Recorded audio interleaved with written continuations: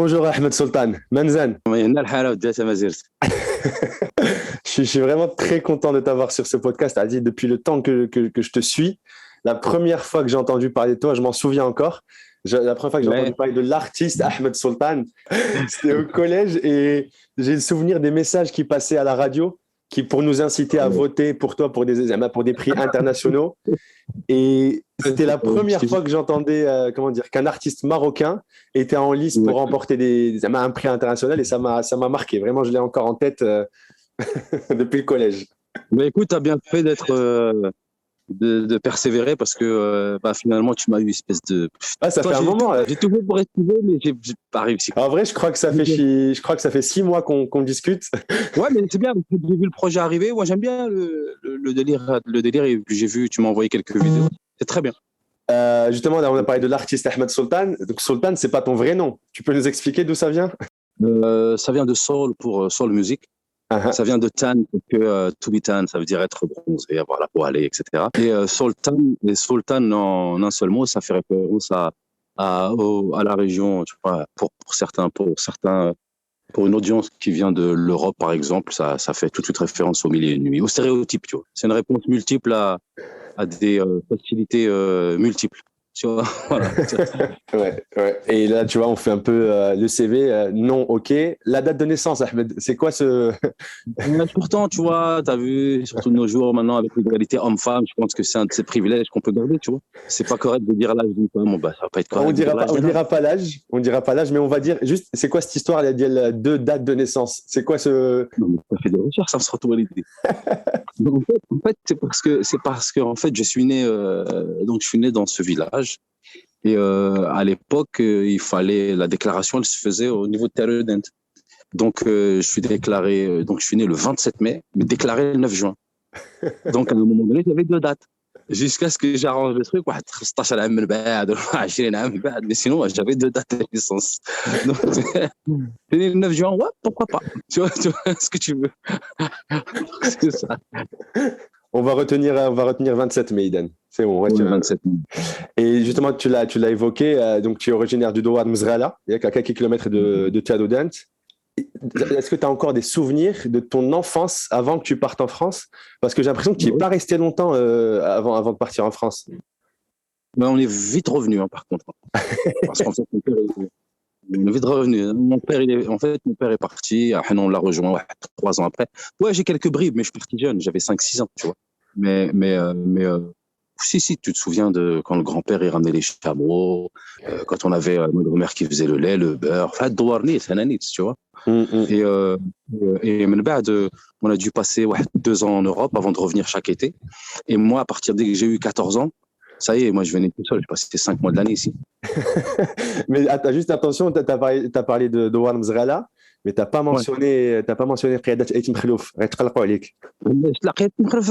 C'est autre chose. القيادة elle gère 4 جماعات حيت moi c'est جماعة أيتم خلوف, après جماعة إيمولاس, جماعة تمالوك, etc. Donc c'est nos voisins. Mais ما يتقلقوش, ما تخافش. Donc là tu l'as évoqué, tu as dit que je sais que ton père était parti justement en France avant que vous le rejoigniez. Question toute bête, c'était pour aller travailler dans quoi au juste? Il y avait soit les mines, soit Talbot à l'époque, Simca. Donc là, il est parti travailler dans une usine de construction de voitures. Et après, il y a eu, quand l'usine a fermé, c'était soit il partait dans les mines, soit il était rentré dans la SNCF. Donc c'est au moment où il est rentré à la SNCF que nous on l'a rejoint. Donc voilà, donc il est parti pour ça. Charbonner. Ouais. Dans le vrai sens du terme, Nietzsche. Ouais, voilà. Et vous allez où en France, du coup? Vous vous installez où? Dans les Yvelines, dans une ville qui s'appelle Les Mureaux. Oh oui, ok, d'accord. Voilà. Il n'y avait pas une super bonne réputation à l'époque, mais moi, là, j'ai passé des bons instants. Mais ça fait tout de suite que moi, j'étais pas chez moi, tu vois. Justement, les Mureaux là-bas. Les Mureaux, quand tu es arrivé, comment, les premières années, la langue, comment tu t'en sortais? Écoute, je te dis, encore une fois, à l'époque, il n'y avait pas le préscolaire. Le préscolaire, il n'y avait pas, tu te rappelles. Ça veut dire que tu passais directement à l'école primaire. Ça fait que moi, je n'ai pas fait de primaire. Je n'ai pas fait de primaire. J'ai fait directement entre le. Ça veut dire, sauf qu'à l'école, on parlait français. J'avais d'autres gars du Maroc qui me parlaient en Darija. Moi, je ne comprenais pas Darija. Je connais que Shlha. Ouais. Donc et après le français j'ai appris الدارجه من بعد ملي كانوا كيضحكوا عليا الدراري في كازا.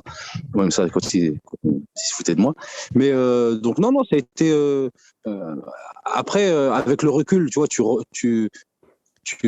comment c'est un peu plus romanesque, je sais pas comment ça se dit, romancise, tu vois, mais sur le coup je me rappelle de certains comportements de professeurs ou d'autres qui étaient pas super agréables, mais en vérité ça faisait juste conforter ce que j'avais déjà en tête.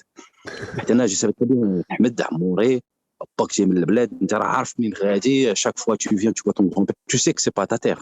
Et moi dès le début je savais, mais je sais pas d'où elle est venue cette conscience, mais de savoir que ce n'était qu'un passage, mais super court. Mais je me dis, David, t'es parti justement à un très jeune âge du Maroc. T'as gardé entre-temps, t'es jeune et t'avais ce recul-là de te dire, enfin, t'as gardé avec l'attachement pour le Maroc alors que t'étais jeune. Enfin, t'as pas assez de recul pour avoir de l'attachement. Tu vois ce que je veux dire? T'es parti trop jeune pour ça. En fait, ok, je pars jeune, mais ta vie, elle continue ici. C'est-à-dire, tu es toujours en contact avec, même si c'était à l'époque les lettres, les cassettes vidéo, je sais pas quoi, mais elle continue. Et chaque été, c'est-à-dire que moi, je pars quand j'ai 6 ans, quand j'ai 7 ans, 8 ans, 9 ans, 10 ans, 11 ans, mais là, je passe 2 mois, toujours ici, dans ce village-là. Ouais. Et donc, je continue la vie que j'avais laissée. Je continue la vie que j'avais laissée avec les gars avec qui j'avais grandi, etc., les copains de bêtises et tout le tralala. Et à un moment donné, je me projette pas là-bas, je me projette ici. Je sais pas d'où ça vient, صراحه ما نكذبش عليك, حتى الطريقه باش كنا كنهضروا في الدار, mes parents, etc., on disait toujours oui, ça veut dire on doit cultiver telle parcelle, on doit cultiver telle parcelle. C'est-à-dire que t'es que de passage, en fait, dans ta vie de tous les jours, tu sais que t'es que de passage. Ouais. En fait, c'est comme la présence de la spiritualité ou de la religion dans notre vie au Maroc. Tous les jours, alhamdoulilah, Inch'Allah, c'est-à-dire que la référence spirituelle, elle est dans la daily life. Donc moi, en fait, j'avais cette référence à la terre, à ce qui s'y passe, aux gars qui déplaçaient le caractère, tu connais les pierres là, quand il y a un gars, attention, il va t'envahir ton terrain. Donc, tu es déjà sur le qui-vive déjà à l'époque. Je me dis, je me dis, ça y est, tu as Kaberbea. Kaberbea. Et tout de suite après, donc c'est même pas un attachement, c'était, ça coulait de source. Quand j'ai commencé à aller à Casa, parce qu'il faut pas oublier que moi, je fais village, la France. Je connais Taroudant un peu, mais village France. Ouais. Je connais pas Agadir, je connais pas Casa, je connais rien du tout, je connais pas Marrakech. Et quand je débarque voir mes cousins à Casa, New York, parce que moi j'allais pas à Paris à l'époque, tu vois, j'étais trop petit.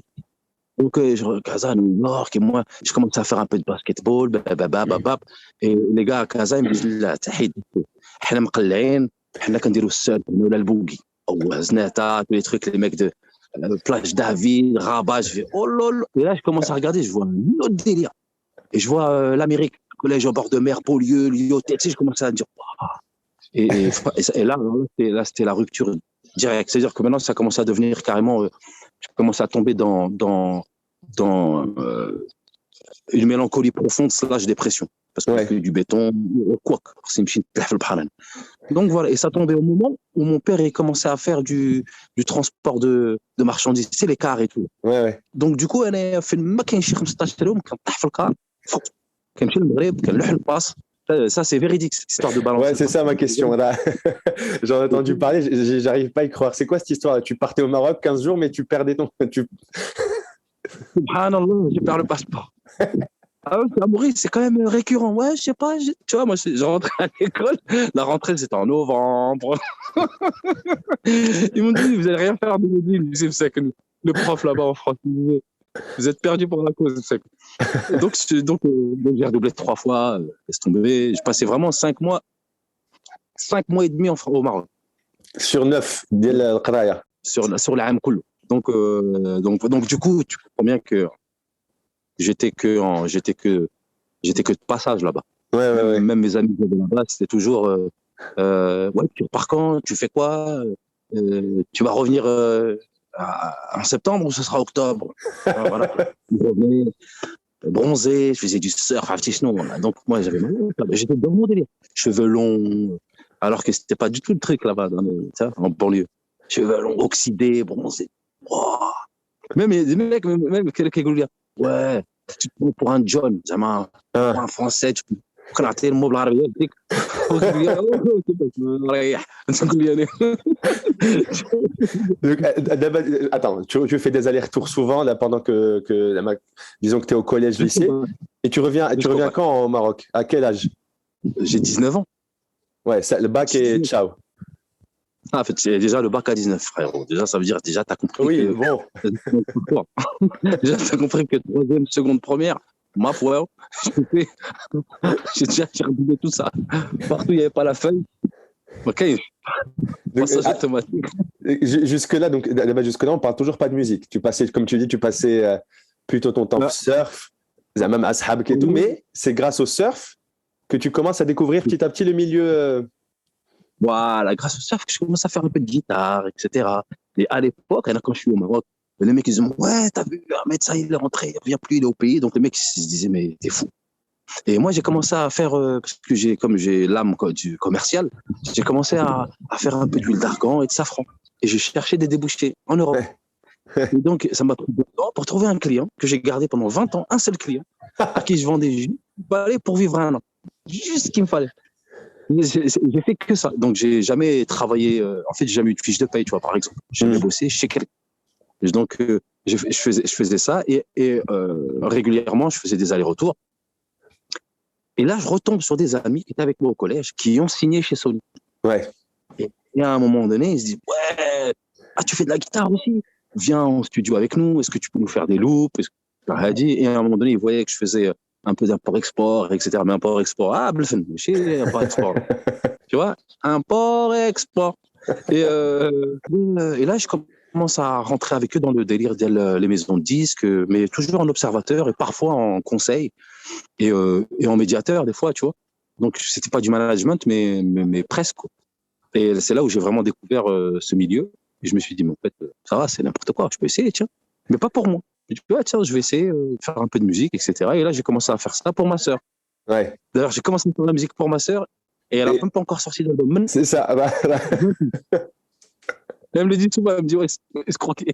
Mais du coup, avec le business que tu lances, en fait, tu retombes le même cycle d'avant. Donc, tu travailles 6 mois et les 6 autres mois, vacances. Même pas, parce que la récolte de l'argan, l'huile d'argan, c'est généralement août-septembre. Ouais. Et le safran, c'est tu récoltes en novembre, mais tu laisses sécher, parce que des fois, tu peux acheter 10 kilos et au final, tu n'en as plus que 7,5. Donc, tu as vraiment 3 mois où tu taffes. Ouais. 3 mois où tu taffes, 1 mois où tu vends, 2 mois où tu attends l'oseille, et le reste, tu... Ça a duré combien de temps, cette histoire, l'Argan au Zafran? Ça a duré, c'était exponentiel quand même. J'ai démarré, ça a duré 10 à 12 ans. Waouh. Donc, ça veut dire que tu as financé le premier album. Et le deuxième. Et le deuxième? Avec l'argan et le safran. Ouais, les gens, ils faisaient des startups. Moi, j'ai vu Vasco de Gama. Moi, je revenais aux épées. Ça faisait des startups, Internet, c'est le futur. Ouais. Tiens, moi, je suis revenu au truc basique. Et non, ça a duré un moment. J'ai commencé par quelques litres et puis ça a fini par 2 tonnes, tu vois, 2 tonnes d'argan, 50 kilos de safran. Voilà. La dernière fois que j'ai ma dernière livraison, elle était, je sais pas, il doit y avoir une dizaine d'années. Mais c'est ce qui m'a permis d'avoir le choix de survivre et de faire plus ou moins ce que j'avais envie de faire. J'ai jamais eu la corde au cou à ce niveau-là. Et du coup, là, justement, on a parlé vite fait du premier album, donc Tolérance, qui était sorti en 2005. Mais donc il y a cet album-là, mais il y a aussi un autre son qui va te faire connaître encore plus auprès du grand public marocain. C'est la BO d'Odhemo. Heureux hasard, magnifique. Ouais. Mais attends, le truc, c'est que plusieurs personnes, là, quand je leur ai dit que j'enregistrais un épisode avec toi, directement, elles pensaient à ce son. Tu vois, j'imagine qu'on t'en parle encore aujourd'hui, mais comment tu le prends? Parce qu'il y a des sons qui sont sortis, des albums qui sont sortis après. Mais l'artiste propose, l'auditeur dispose. Ok. Je n'ai pas l'obligé à écouter ce qu'il souhaite. Ouais. À partir du moment où moi je représente une soundtrack of his life pendant un moment, ça me va, moi. Il y en a qui sont plus réceptifs à ce type de son et d'autres qui sont réceptifs à d'autres. C'est juste, ça ne m'empêche pas de faire autre chose. Il n'y a pas de formule. Ouais, je vais refaire un son comme Arhimon. Non, je l'ai fait une fois. C'était un moment de grâce. C'est tout. C'est resté. C'était pas un truc ponctuel. C'est vraiment resté dans le temps. Ouais, mais ça a marqué. En fait, ça a marqué pas une génération, mais presque. En fait, c'est comme un espèce de retour dans le temps émotionnel. Ouais. C'est une machine à remonter le temps au niveau. Moi aussi, j'ai mes sons qui me font retomber 20 ans en arrière, tu vois. Quand je les écoute, je me dis putain, je me rappelle, j'étais dans un état d'esprit. Et donc voilà, et ce morceau-là aussi, et la chance que j'ai eue, c'est que ça a été diffusé en 2007, mais pendant 5-6 ans. Donc, tu étais chez les gens chaque semaine. Ouais, ça c'était génial. C'était Incroyable. génial. Et même maintenant, il y a de la nostalgie. Moi, j'ai dû reposter, j'ai dû remettre l'audio, juste ce truc qui arrivait à 1 minute tout seul. Comme ça, c'est génial. Il y a Salam, ça a touché des gens. Ça, c'est incroyable. Il y a Salam, TikTok, Instagram, là. Ouais, c'était au mois d'avril, je crois, de avril à l'été. Qu'est-ce qui s'est passé? Je ne sais pas du tout, mec. D'ailleurs, j'ai reçu des appels de certaines plateformes qui m'ont dit ouais, ça devient viral. Est-ce que tu veux faire un truc? Ah, je sais pas. mais en fait, c'est ça qui est. En fait, moi, mon souhait, ça a toujours été de faire partie des meubles. T'es là, mais t'es pas là. C'est juste comme Abdou Kali, les mecs, c'est même pas besoin d'en parler, ils sont là. Voilà, j'ai pas dit que je voulais être une légende, mais juste être dans le salon. Je suis là dans les parages, je traite. Au début, donc au tout début, je t'ai dit que j'avais entendu parler de toi à la radio au début. Et ça, c'est parce que notamment, tu as été parmi ceux, enfin à mon sens, parmi ceux qui ont donné une impulsion avec le mouvement genre Naïda au Maroc début 2004, début 5. Est-ce que tu peux expliquer à ceux qui ne connaissent pas réellement ce mouvement, mais qui en fait, qui connaissent maintenant comment dire, la conséquence de ce mouvement aujourd'hui sans savoir la source? Après, je ne veux pas dire que je suis la source. Hein. Ouais, c'était même fin des années 90, début 2000. Début 2000, mais après, c'était beaucoup plus orienté live, etc. Non, il y avait une génération qui avait envie qui était créative, qui avait envie de faire de la musique, de la danse, du BMX, du skateboard, plein de choses comme ça, qui avaient envie d'essayer de créer un espèce de souffle créatif. Et après, dès qu'il y a eu des marques qui sont engouffrées là-dedans, on s'est dit, on peut en faire un métier. Ouais. Tu vois, et après, c'est comme tout, mais les 4 rebelles, quand il y en a qui restent, et d'autres qui tombent. Ouais. Et donc, après, c'est là où c'est les intelligences de circonstances de tous et de chacun qui fait que certains sont restés, d'autres un peu moins, ou d'autres se sont reconvertis. Mais effectivement, on était vers 2011-12, on commençait à être pas à la fin de la Naïda, mais déjà à la suite. Tu vois. Et 2003, la Naïda, c'était vraiment 2002, 3, 1 à 8 ou 9, tu vois. Ouais. Mais du coup, justement, le mouvement, il a contribué à ce que tu sois bien présent sur le marché marocain. Et pour moi, c'est européen aussi. Enfin, ça a commencé à... Il y a des échos. Il y a des échos. En fait, faut juste pas oublier que je n'ai jamais fait de musique ailleurs qu'au Maroc. Oui. Jamais. J'ai produit ma musique ici, je l'ai exploitée ici, je l'ai distribuée ici. Ouais. Elle est arrivée par accident en Angleterre, en Afrique de l'Ouest avec des connexions, et après, je me suis engouffré dans la brèche Afrique de l'Ouest. Mais c'est d'abord du For Us By Us. Ouais. D'abord. Si tu es exotique dans ton propre pays, ça rime à rien. Ouais. Et donc voilà. Donc, en fait, moi, au début, par rapport au mouvement, t'étais un peu un hybride. Faut pas oublier qu'à l'époque, il y avait Ilham G, Coca-Cola, c'est l'Amérique. Ouais. Tu vois. Alors qu'à côté, t'as Drare, Hoba, Eshken, etc., qui font leur truc, qui font leur truc, qui sont assimilés à quelque chose de beaucoup plus organique et authentique. Ouais. Donc, moi, il faut du temps pour que déjà, mais sans rien revendiquer ni quoi que ce soit. Mais j'ai été aidé par des trucs bêtes, tu vois. J'ai été aidé par le fait que on était chez le même distributeur et moi c'était mon distributeur, mais pour eux c'était la maison de disques de Nabila Mahan, Saad Mousker, Ashkane et je sais plus quel groupe. J'étais Tabou à l'époque et en fait j'étais en charge de faire leurs clips. Et donc moi ils me voyaient faire des câbles, leur servir le café. Et à la fin ils ont dit mais espèce d'enfoiré, mais en fait t'étais artiste. Je vais pas te le crier sous les toits. Donc ça a contribué à l'humilité respective, au respect, dans le sens où moi je suis là porte-à-faux, je suis pas là pour dire que je suis le meilleur ou le meilleur que moi. J'ai pas de followers, 100 000 par date. Non. Moi je charbonne le truc, mais d'abord au niveau Rad Studio. Rad Homa, ils ont eu une expérience que moi je n'avais pas. C'est ils défendaient leurs morceaux en live. Et moi le live, j'ai mis énormément de temps à y arriver. Parce que pour moi, je voulais chanter devant un public convaincu et non pas à convaincre. Parce que ma musique, c'est compliqué d'aller convaincre des gens sur un live. Laisse tomber. Ouais, Donc tu te dis, t'imagines quand Rahim je suis sur mon deuxième album, ça fait déjà perpète, le morceau marche pas mal et j'ai fait 0 live. Premier live que je fais, c'était à Fès en 2009, je crois. Il y avait 40 000 personnes dans un festival. Et au bout de temps que tu commences la chanson, il t'aide, tu fais. Mais là, tu parles déjà du deuxième album, mais j'ai une question. Donc, tu as dit que tu t'étais concentré sur sur le Maroc, sur le marché marocain.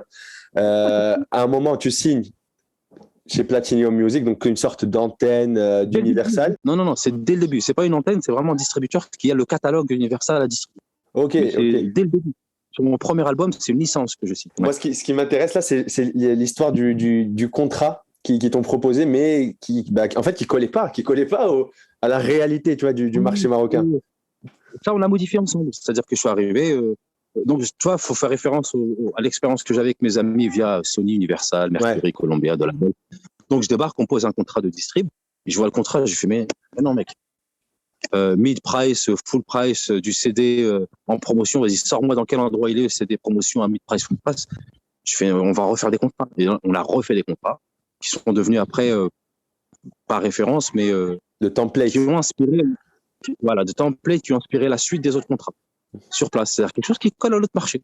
Et donc, moi, je suis parti sur une licence d'exploitation, c'est-à-dire que j'ai donné la licence à Platinum d'utiliser, de marketer, de vendre mon image, etc. pendant 3 ans, en échange d'une avance ou d'un fee pour produire. C'est-à-dire que moi, je produis, je leur donne, ils me filent une avance sur recette. Ouais. Mais je reste producteur du master, je reste éditeur, producteur du master, etc. Voilà. Et voilà, donc ça fait que c'est the best move que j'ai fait toute ma carrière, parce que c'est être indépendant dès le début. Justement, indépendant, mais tu appuies, comment dire, tu es indépendant certes, mais tu as beaucoup de partenariats, tu as des partenaires, et notamment justement pour la distribution, je sais que tu avais eu des partenariats avec les supermarchés, par exemple, pour étudier la consommation des clients, pour ajuster l'offre, c'est novateur. En fait, c'est justement juste après les MTV où j'ai sorti 2 singles et j'ai eu... J'ai gagné 2 MTV. En fait, j'en ai gagné 4, mais il y a 2 trophées qui ne se donnent pas. Ils sont symboliques, mais t'as pas le trophée en physique. Mais j'ai gagné les MTV MS 2 fois d'affilée. Et après, je me suis rapproché de Virgin. Tu vois, je me suis rapproché de Virgin et je leur ai dit, ouais, franchement, vous avez un réseau qui arrive, vous êtes identifié comme étant plaisir, musique, jeune, etc., etc. On peut faire un partenariat dans le sens où je peux être votre ambassadeur pour tant d'années. Pas en leur demandant $1 million, mais en leur demandant un fee mensuel en échange de visibilité, d'utiliser ma musique, de faire des choses sur place, de créer des points de contact, c'est-à-dire rencontrer les gens, créer quelque chose de nouveau. Et c'est ce qui s'est passé. Donc on a travaillé ensemble pendant 2 années, j'ai fait des showcases, j'ai fait des signatures de CD, j'ai même fabriqué, j'avais rien à sortir, j'ai sorti un best-of, j'ai vendu 3000 pièces. Et après, donc, du coup, comme Virgin, ça faisait partie du groupe Carrefour, j'ai voulu que l'expérience grandisse un peu, mais j'étais seul, moi et un gars avec qui je bosse. Donc, il fallait que je prenne moi-même mes stands, mes trucs. Et Carrefour était prêt à me préacheter 100 000 albums. Finalement, ils m'en ont préacheté 30 000 et on a tout vendu. Tu vois, on a tout vendu, on l'a distribué dans 50 stores et on a tout vendu parce que je le vendais à 9 dirhams 90. Et comme j'ai cut de middleman, je me faisais ma petite marge, mais moi j'étais bénéficiaire et c'était une opération qui était là juste pour démontrer que au Maroc, s'il y a McDonald's, Opel, Mercedes, c'est pas pour rien. Ils consomment de la culture, il faut juste leur ramener comme il faut et que ce soit valorisant. Si c'est pas valorisant pour eux, les mecs, ils vont pas te consommer. Ouais. Là tu as parlé justement, tu as évoqué MTV, tu as évoqué tout à l'heure la brèche Afrique de l'Ouest. J'ai l'impression, après dis-moi si je me trompe, mais j'ai l'impression que tu as toujours eu ce plan, cette perspective d'aller chercher en fait l'international, que ce soit l'Afrique, l'Europe ou je sais pas, les États-Unis, d'aller chercher l'international, mais pas dans le sens je vais chercher de l'argent, c'est plutôt faire connaître l'identité marocaine, et ça va passer justement par des petits mots simples dans les chansons, des titres qui peuvent être prononcés par tous, tu chantes en plusieurs langues, donc tout le monde peut être concerné. Alors en fait, l'histoire, c'est que dès le début, moi j'étais frappé par un truc, c'est que quand moi j'étais dans ma construction, heureusement que j'ai le Maghreb, etc. Donc à ce niveau-là, t'es pas déboussolé. Dans ta construction, imagine des gens qui sont fils d'immigrés ou qui sont encore en Europe ou ailleurs, mais dans ta construction de ton identité, etc., moi, ce qui me faisait toujours le plus chier, c'est que quand il y avait les D'Angelo, les Bilal, Soulquarians, toute la musique, j'avais rien à leur proposer de ma culture. Ouais. J'avais que Khaled, qui est un très bon artiste, mais qui ne me collait pas totalement, ou bien Nasser Riwan, mais qui était trop générationnellement, qui n'était pas en phase avec moi-même en termes de problématiques de texte. Donc, j'étais pas dans quelque chose qui pourrait être valorisant pour moi en fonction, par rapport aux gars avec qui je traîne, mes potes, finlandais, estoniens, français, anglais. Tu vois, donc moi, je me suis dit, j'aimerais bien être celui qu'on montre à son pote qui habite en France. Ouais, celui qui, tiens, listen to this guy. Oh, motherfuckers, you have some stuff, amazing stuff in your country. Voilà, c'est ça. Ouais. Listen in Arabic, en marocain, en dérigeant, en berbère, en chlihan, ce que tu veux. Mais, et c'est ça que je voulais. Donc, je me suis dit, donc c'est pour ça que, dès le début, j'ai fait un peu pourri, j'ai fait un mélange de tout. Parce que je me suis dit, c'est peut-être la seule fois que je vais faire des clips. Non, allez, viens, on fout la merde. J'ai fait du skate, du vélo, du cheval, je suis tombé, voilà, j'ai tout fait. Tout fait, tu vois. National Geographic dans mes clips. Et comme mes potes ils sont du Congo et du Gabon, donc pour moi, c'était naturel que je m'oriente vers cette zone-là. Et après, il y a vraiment une chose, Atmen, c'est que avec l'Afrique, tu peux pas mentir. Soit tu l'aimes, sinon ça se voit. Au bout de 2 piges, on l'a compris. Soit tu l'aimes vraiment. Et moi, j'ai un profond amour pour mon continent, et ça se voit. Ça se voit. Voilà. Et donc partout où je vais, j'arrive à collaborer avec des gens qui représentent quelque chose dans ces pays respectifs et qui voient en ce que tu fais quelque chose d'hybride, mais qui est là pour essayer de durer. Ouais. C'est pas le flavor of the month, tu vois, non, c'est pas ça. Mais justement, là, les collabs, là, j'ai Fafadi en tête, qui est sénégalais. Sur Joko, tu le fais chanter au Dadija, tu chantes en Wolof. C'est incroyable. C'est ça le délire. C'était vraiment ça le truc. Et le pire, c'est que ça, Joko, ça sort en 2010. Mais moi, ma première collab avec lui, c'est 2004. Ouais. Un truc qui s'appelle Amour Solo. Et je fais un truc, on fait une instru foireuse. Oui. Je l'ai en tête. Mais ça marche là-bas. C'est-à-dire que là-bas, j'arrive, je suis une star au Sénégal. Il fait des tournées avec un pote à lui qui s'appelle Ahmad Jang. Et il leur dit tous, c'est 1m Sultan. Donc les gars croient que je fais 1m60.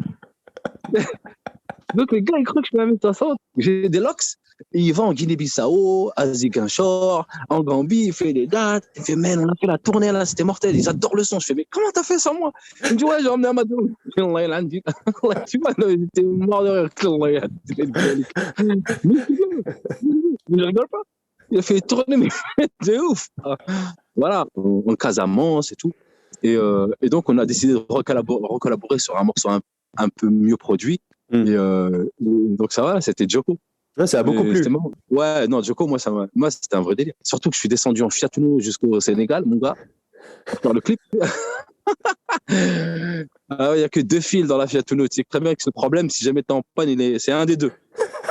Il y a une année, là, 2012-2013. Je veux t'en parler. 2012-2013, tu as été nominé. Enfin, tu as eu d'autres prix de MTV, mais là, tu as été nominé au MTV Music Awards aux États-Unis. Tu te retrouves 2 années de suite, 3e du classement contre des Rihanna, des One Direction, Justin Bieber. Et grâce à ta musique en arabe et en berbère. Ouais, c'est ça. Non, mais My Jailer, c'est une anecdote. Je fais la chanson. Je fais dans un studio. D'ailleurs, j'étais à Paris à ce moment-là. Je fais la chanson comme ça. Ouais. Je fais la chanson. Je chante en Darija, un peu d'anglais. J'appelle un pote. Je lui dis, tiens, viens me filmer en studio. Il m'a coûté bien le franc, le clip. Je lance le truc à MTV. Ils le foutent en playlist. Et ils me disent, ouais, tu es présélectionné pour les nominations. Est-ce que tu veux y aller? Parce qu'ils te préviennent avant. Ouais. Parce qu'il y en a qui refusent les nominations parce qu'ils flippent de se faire ridiculiser, tu vois. Et moi, je débarque, je dois avoir 6000 fans Facebook. Les mecs contre moi, ils sont à 2 millions. Ils ont un BC qui les back. Je fais, vas-y, on y va. Et moi, je prépare un plan Machiavelli. Je fais des photos, des vidéos avec les potes du Paris Saint-Germain, tous les gens que je connais. George Clinton, Fred Westlake, tous les mecs qui me font des vidéos de soutien. Et je fais ça. Hit Radio, ils me soutiennent. C'était la première fois que c'était un produit local qui est nominé au European MTV Music Awards. Et on commence par le Best Middle East Act. Là, parce que là, on est dans la catégorie Worldwide Act. Laisse tomber, t'en as pour 6 mois, 8 semaines de vote avant d'arriver au top 5, au top 10 mondial. Et j'y arrive. La première année, on est sur le top 5 mondial. Top 5. Et le pire, c'est qu'on est 2e, mec. C'est ceux qui gagnent, c'est EXO. Non, c'est Hang, un artiste que j'aime beaucoup, un chinois. Ouais. Il est premier, nous, on est 2e en nombre de votes. Et là, MTV, je rigole pas, c'est qu'à l'époque, MTV, ils se disent, ouais, attends, il y a un truc à faire ici. Le taux de pénétration d'Internet, il est monstrueux, de réactivité, etc., etc. Et ils mettent Twitter ambassadeur. Je veux dire, j'ai eu des opportunités monstrueuses qu'à l'époque, c'est pas que je n'ai pas su saisir, mais que pour moi, c'était trop. Tu vois, parce qu'après, faut comprendre que t'es diffusé dans les 64 chaînes du groupe MTV, tout le temps, pendant 8 semaines. Tu reçois des offres de partout, des signatures de Sony Island, des contrats pour Red Bull, des trucs, et tu te dis, ah, non, non, non, non, non. Donc voilà, et l'année d'après, j'ai fait la même chose, j'ai essayé d'être préparé. On est rebelote, on est arrivé deuxième. C'est-à-dire, en termes de vote, et c'est Chris Lee qui a gagné, encore une chinoise, parce qu'après, la force du nombre fait que. Ouais. Mais on n'a absolument pas été ridicule. C'est-à-dire qu'au niveau des stats, je me rappelle quand on était dans les clusters Middle East et tout le tralala, 55% des votes, ils étaient pour nous. T'imagines, toi, sur 5. C'est-à-dire qu'ils se partageaient le reste. Ouais. Alec, merci à toi pour ton vote. Je me rappelle que c'est grâce à toi tout ça, Atman. Mais vraiment, c'était génial. Et voilà, après, ça m'a donné un second souffle, tu vois, en termes de carrière. C'était magnifique. Mais après, j'ai compris qu'en vérité, tout le monde court après le succès, mais en réalité, il faut y être préparé. Parce que si t'es pas préparé, c'est un fiasco, je te dis tout de suite. Ouais. Vraiment être préparé. Si t'es pas préparé, c'est impossible que tu suives. Et surtout en étant en D. Je dormais 2 heures par nuit, mais Ouais. tu reçois quand tu dors, les mecs de l'autre côté du monde, ils se réveillent. Je dors quand? T'as des articles sur toi, Rolling Stone, sur Forbes, il fallait gérer ça. Hein. Et le pire, c'est que tu peux aller plus loin. Si c'est une vraie stratégie, tu peux encore aller plus loin. Parce qu'après, il faut pas oublier, tout ça, être artiste indépendant, ça se finance. Et les 2 plus gros postes de dépenses qu'on a, nous, c'est les VHR, l'avion et l'hébergement. C'est ça. C'est même pas faire un clip. Moi, faire un clip, même si ça te coûte, je sais pas, je vais dire une bêtise, 100 000 dirhams, mais en réalité, si tu veux être présent sur plusieurs territoires, mec, c'est une headache pas possible. Ouais. Tu peux pas y aller tout seul. Vous êtes 3, le documenter. Allez, tu prends. Ryanair, ça marche pas. Si tu vas en Afrique du Sud, c'est South African, mon gars, c'est 600 € le billet minimum, ou là, 1000, aller-retour. Faut en business. Bref, tu vois. Non, mais tu vois, c'est ça. Parce qu'après, c'est plus un caprice. C'est à l'époque, j'avais un de ces mal de dos, une hernie discale de fou. Et là, tu te dis, faut quand même que je voyage parce que mon fonds de commerce, c'est ma santé. Enfin voilà, tu vois, il y a plein de mécanismes après qui se mettent en place et qui disent, on va retomber, on va repenser le modèle, et on va repartir. Il faut avoir la tête sur les épaules pour avoir ce recul-là, parce qu'il n'y a pas tout le monde qui... C'est les circonstances, c'est la chance que j'ai eue d'avoir rencontré des artistes qui étaient au sommet dans d'autres pays, et d'avoir eu la chance d'avoir cette proximité, de voir les erreurs à ne pas faire, et de voir comment est-ce qu'on commente ces erreurs. Et donc, je me suis dit, c'est peut-être pas smart de faire ci, peut-être pas smart de faire comme ça. Et j'ai beaucoup appris, et après, tu te dis, est-ce que c'est vraiment ce que je veux? Est-ce que je veux être une star mondiale? Tu vois, tu peux tenter de le faire, c'est pas impossible. Ouais. Surtout maintenant. Si j'ai trouvé le chemin des MTV ou même des présélections des Grammys, je suis capable de le retrouver, c'est pas le problème. Ouais. Mais est-ce que c'est vraiment ce que je veux? Est-ce que je veux me battre là-dedans, pas dormir, je sais pas quoi, pas voir ma mère, ma famille, mes trucs pendant un moment? Est-ce que c'est ça que je veux? Ouais. Est-ce que c'est l'argent que je veux? C'est pas trop, c'est un mélange de tout ça tranquillement.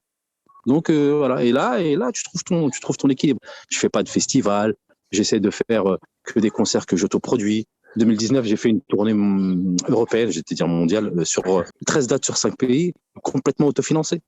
Tu vois? Ouais. Mais c'est vrai qu'on ne te voit pas tant que ça. Hein. Non. On te voit... Mais c'est un choix, du coup. Alors écoute, au début, tu comprends pas. Je dis, attends, il faut que je fasse gaffe avec ça. Mais après, tu réalises.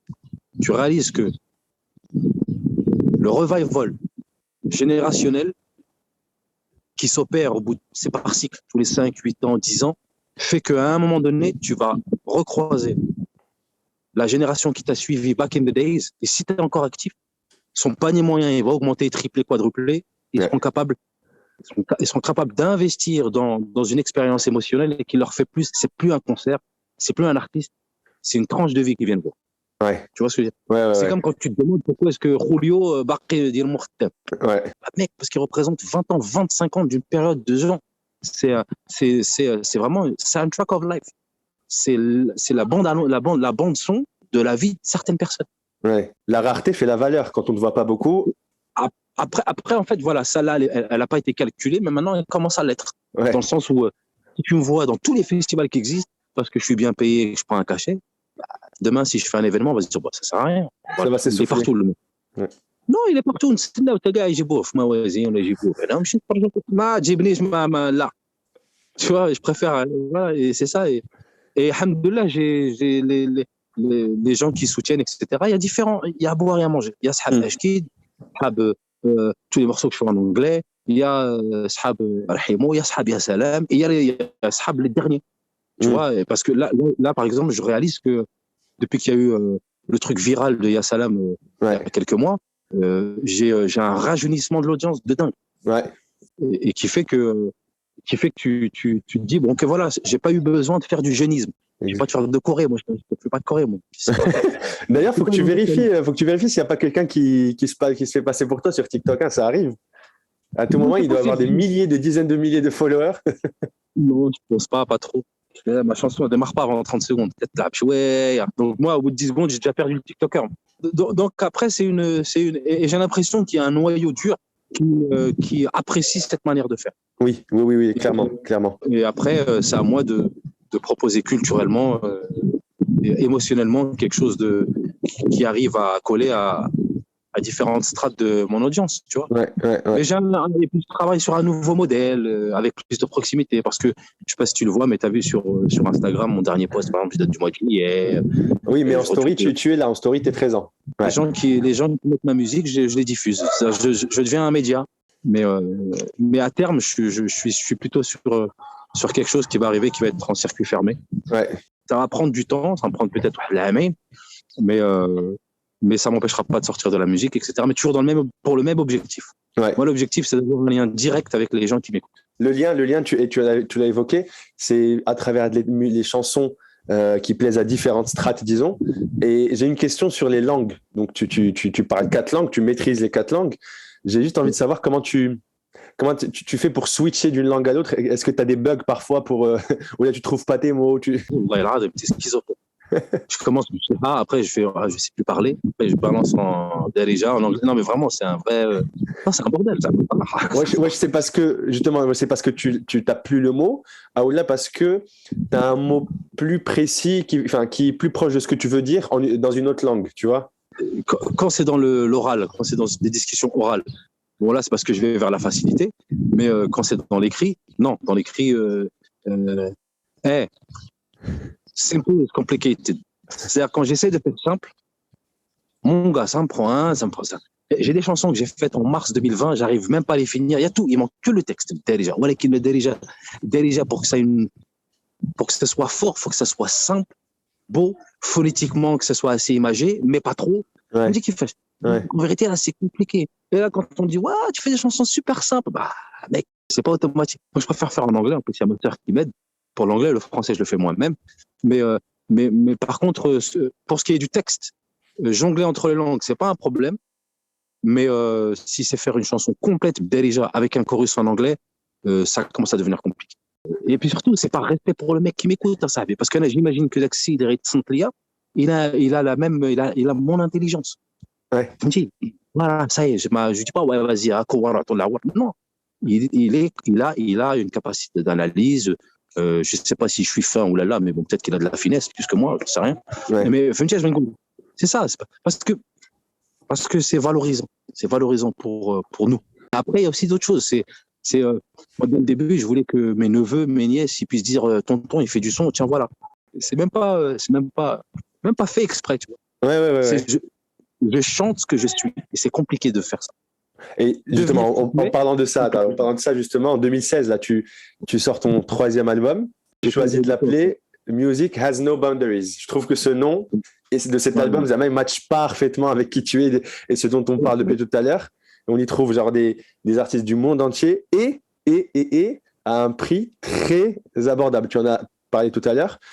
Pourquoi, comment Pourquoi pas? Tu sais l'histoire, regarde. On est au moment où les compteurs ils explosent, YouTube. Parce qu'avant, arriver au million, c'était un score, fallait faire un score. Et là, on est dans là les compteurs carburent, etc. C'est Mjarred ou d'autres, ou Fnayer, ou bien Hatim Ammo, ou bien d'autres artistes, tu vois, que tu pourrais me comparer, ou à d'autres, ou même tous les hip-hop. Les mecs, ils commencent à y aller. 10 millions, 12 millions, 20 millions. Que ce soit organisé, pas organisé, fait exprès, pas fait exprès, acheté, pas acheté, mais c'est rien. C'est un élément de valeur et de comparaison. Donc, Anna, je sais que je suis mauvais dans ce game. Je ne sais pas faire. Je ne suis pas un entertainer. Moi, je fais de la musique et je te donne de la zik. Ouais. Et même en termes d'image, j'essaie de faire des efforts, mais bon. Donc, bref. Donc, comme je sais que je suis mauvais, donc moi, il faut que j'aille sur un autre segment. Et mon segment, c'est être présent, encore une fois, dans le délire de Kali, c'est-à-dire faire partie des meubles, c'est-à-dire m'institutionnaliser et avoir un présentoir à la caisse de Carrefour, à côté de Mars, de M&M's, de je sais pas quoi, ça veut dire le gars, il s'institutionnalise. C'est-à-dire tu passes, moi je fais pas 1 milliard de vues, mais je suis sur la caisse là, quand tu vas faire tes posts. Quand tu sors, que tu Ouais. c'est-à-dire que là, c'est là où moi, ce qui m'intéresse, c'est ça, c'est mon taux de conversion. Moi, j'ai pas 1 milliard de mecs qui me suivent. J'ai 30 000 mecs qui m'ont donné 10 dirhams. C'est ça la conversion. Je m'en fous des vues, je m'en fous des likes. C'est combien de gens réellement vont jusqu'au bout avec toi, jusqu'à l'expérience. Ouais. C'est tout. En tout cas, moi, c'était l'état d'esprit dans lequel j'étais quand j'ai fait cette opération. Je voulais être sur à l'èche, juste pour que je déplace le dialogue avec la marque sur un terrain que je maîtrise. Mais s'ils arrivent et que la marque elle fait ouais, pourquoi toi et pas un autre, ils font 12 millions de vues, l'autre il fait 16 millions. Mais mec, moi je sais pas, qu'est-ce que je dis. Mais du coup, cet album, il trouve clairement son public une fois encore et il est élu meilleur album africain de l'année par ça, Africa Music Awards. Ce qui est drôle, c'est ça, j'ai eu cette réflexion il y a une semaine, c'est que là, très récemment, justement, on a vu El Grande Toto, on a vu Manel, on a vu Dizzy Delos qui ont remporté des prix à l'Afrima et bravo à eux. Hein. Alors que avant, tu étais le seul qui représentait le Maroc à cette cérémonie dans les années genre 2010. Et j'ai encore l'image de toi qui va récupérer ton prix avec Tadbouch et le drapeau marocain.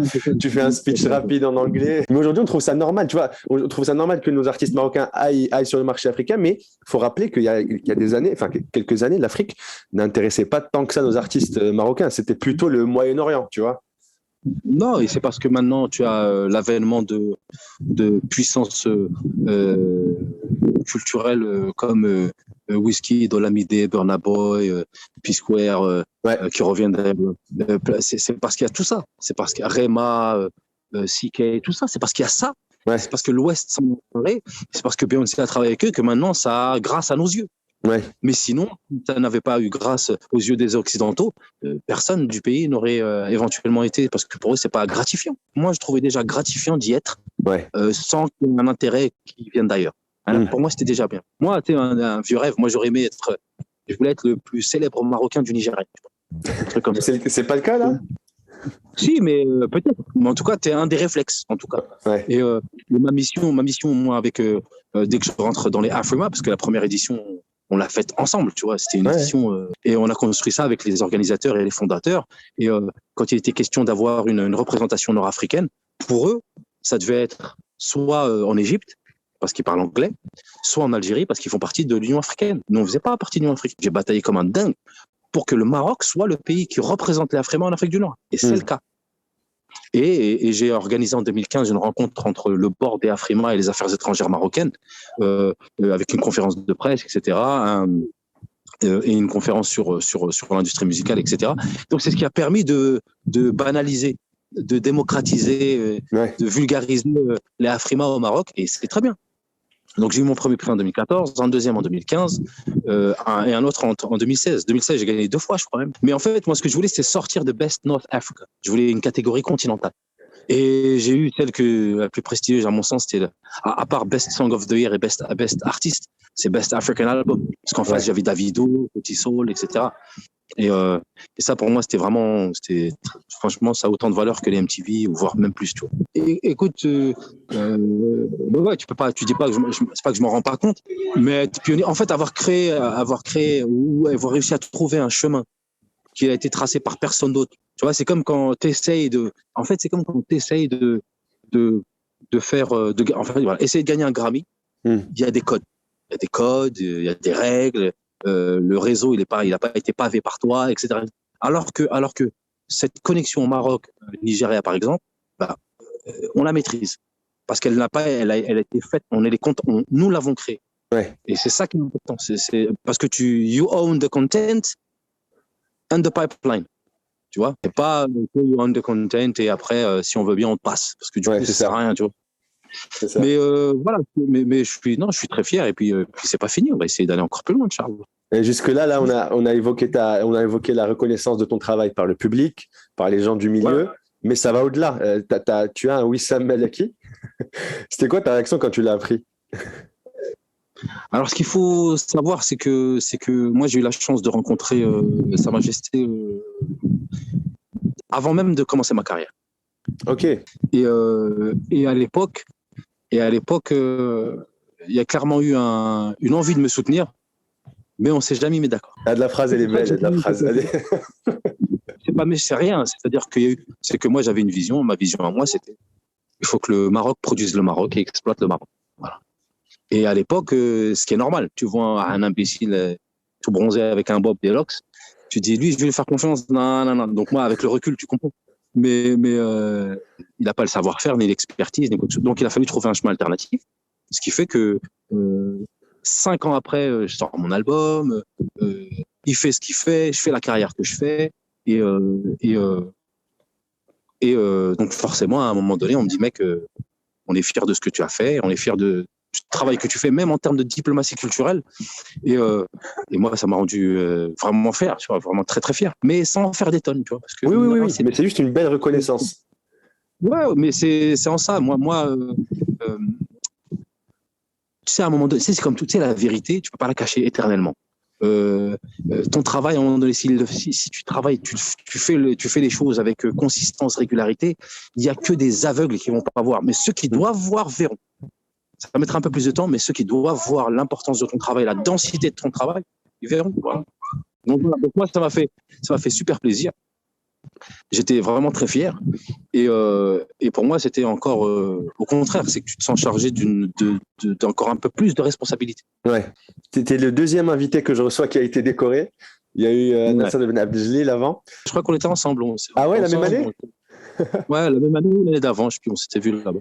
Et là, justement, j'en profite parce que j'ai eu quelques questions après l'épisode avec Nasser, qui m'ont demandé c'était quoi Wissam Malaki, parce qu'il n'y a pas tout le monde qui sait. Donc, c'est juste une médaille, c'est une décoration remise par le roi en signe de reconnaissance, disons, du travail fourni au profit du Maroc. C'est ça, tu es d'accord? Voilà, c'est ça. Après, il y a des échelons, il y a des degrés. Il y en a certains, vraiment, on te les donne qu'à partir du moment où tu as vraiment un véritable impact sur la durée. Ouais. Et non pas un épiphénomène. Et voilà, non, mais c'est d'abord une reconnaissance, c'est-à-dire qu'on voit le travail que tu as fait. C'est bon, on a pris note que tu existais en tant qu'entité culturelle et que tu étais la continuité de la voix du Maroc, quelque part à ta manière. Ouais. Rien que ça, c'est magnifique. Mais bien sûr. Mais c'est une responsabilité, il faut continuer à taffer. En fait, il faut continuer à faire ce que tu fais. Et non pas essayer de faire autre chose pour plaire à je sais pas qui. Non, continue à faire ce que tu fais. C'est ça. Continue à Tu sais, au début, là, avant le lancement du podcast, quand j'y réfléchissais, j'avais fait une shortlist d'invités que j'aimerais recevoir, tu vois. Et t'étais parmi les premiers dans la liste. Et je vais t'expliquer pourquoi et dis-moi ce que t'en penses, ok? Ouais. Donc, à mon avis, l'artiste Ahmed Sultan, tu fites complètement avec le concept autour de la marocanité, autour de la double culture et à plusieurs niveaux. Donc, d'abord au niveau personnel, parce qu'on l'a dit, tu as vécu en France et au Maroc. Ensuite, au niveau national, tu as su remettre au goût du jour l'amazigh et tu l'as mis sur le même piédestal que l'arabe. Et puis, tu as exploité au maximum les liens, et tu continues d'ailleurs de le faire, les liens du Maroc avec l'Afrique, tout en mettant en avant la musique marocaine, à mon sens, sur la scène internationale. Enfin, tu en penses quoi? Ouais, je pense que c'est très bien schématisé. Et puis après, moi, je te dis, je suis un prétexte. C'est-à-dire que si tu utilises des éléments, des instruments qui peuvent éventuellement plaire à une oreille qui n'est pas non avertie ou qui n'est pas du tout consommatrice de musique traditionnelle, et la braouille tamro, il cherche. Tu vois, moi, t'es juste du aperçu avoir l'impression de ribeb, aperçu avoir l'impression de ginbri. Tu vois ce que je veux dire? Ouais, c'est juste un flavor of something. Voilà. Et inversement, pour l'audience d'El Bled, c'est que j'essaye de faire de la chanson purement soul ou inspirée de R&B. Moi, je préfère dire afrobienne. Ouais. Mais voilà, c'est ce que je fais pour mon audience pour utiliser le Darija ou la Shilha dans des phrasés qu'on n'a pas l'habitude d'entendre. Alors attends, donc, on dit que ton troisième album, tu l'as sorti en 2016. En 2018, il y a eu une réédition de cet album. Mais là, aujourd'hui, là, il y a des projets en cours. Ouais, bien sûr, bien sûr. Là, j'ai un EP qui est quasi fini. Je suis en train de travailler un autre. D'ailleurs, le nom du prochain projet s'appellera Evolution, je pense. Et dans la foulée, il y en aura un autre. Parce que le format album, mine de rien, je réalise que je mets quand même beaucoup de temps avant de les produire. Ouais, normal. J'ai d'autres choses à fouetter, même si c'est mon métier. Je fais d'autres trucs au niveau associatif chez moi, etc., etc. Donc, ça m'a pris énormément de temps. Mais là, je suis sur la fin. Donc voilà. Et puis après, me restructurer aussi, c'est-à-dire me structurer en termes de rationalisation des coûts de production pour pouvoir tenir la dragée haute pendant des années. Ouais, tu vois, c'est-à-dire mettre en place des mécanismes de production, revoir mon entourage en tant que RH et tout le travers, parce que c'est un métier. Ouais, tu vois. Ouais. Donc, et l'album avec Samira, ta sœur, c'est un moment. On va dire EP, c'est déjà plus réaliste. Ok. Un EP, c'est 6. Il y en a déjà 3, d'accord. Et elle me dit, on va se dire deadline l'année prochaine. Donc voilà, tu sais tout. Mais j'ai déjà 3 morceaux avec elle qui sont magnifiques. Et il y en a qui ont 8-9 ans, mais qui sont toujours au goût du jour. Mais très bien. Mais promis juré, wallahi al-adim, la même chose. Ouais, le mouchkila, je t'explique. Chaque interview que j'ai écoutée de toi, c'est la même réponse. Non, promis. Ma sœur, si tu m'écoutes, wallahi al-adim, Ça fait, il a promis. Merci beaucoup, Ahmed. Vraiment, c'était très cool. Un plaisir partagé, Ahmed. À bientôt, peut-être. Pas de souci, toujours un plaisir. Salut. Merci d'avoir écouté cet épisode du podcast Plus 212. Abonnez-vous et n'oubliez pas de nous suivre sur les réseaux. À bientôt.